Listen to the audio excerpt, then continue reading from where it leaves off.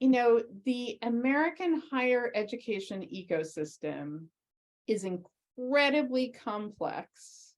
And while every single institution of higher education educates, right? This is why it's called higher education. Not all institutions, in fact, I would say the majority of institutions are set up in ways that teaching well is either not the faculty's first priority, or it's made very hard to do.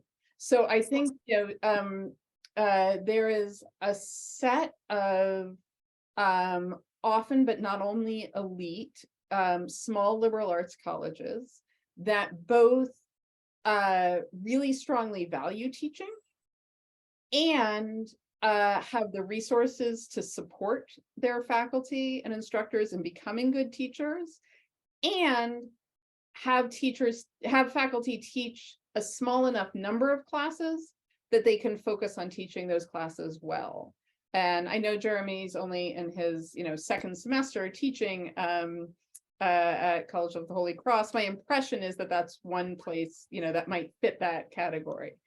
Many of the rest of us are either in institutions of higher education that explicitly or implicitly place, say, research or certain kinds of other professional stature above teaching as having importance, and therefore it may be disvalued in that way.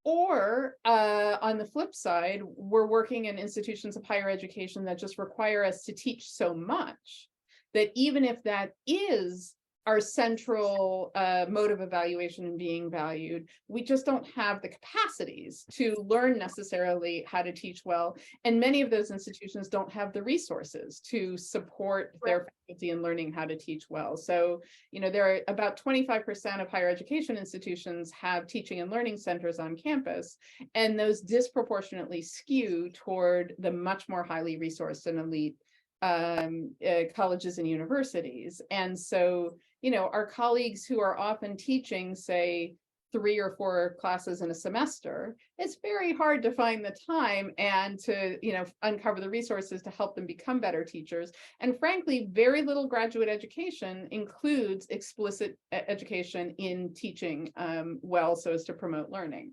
So I think that's one reason that we hope this book will be useful to people. Is that we hope that it can take some insights about teaching and learning in a, clearly an R1 institution, a research-focused institution, but one that actually does care about good teaching, that's put a lot of resources into teaching and learning, and help support some of the sharing of that knowledge for those who may not have either the resources or frankly, the time to investigate it as deeply as we've had the luxury of doing.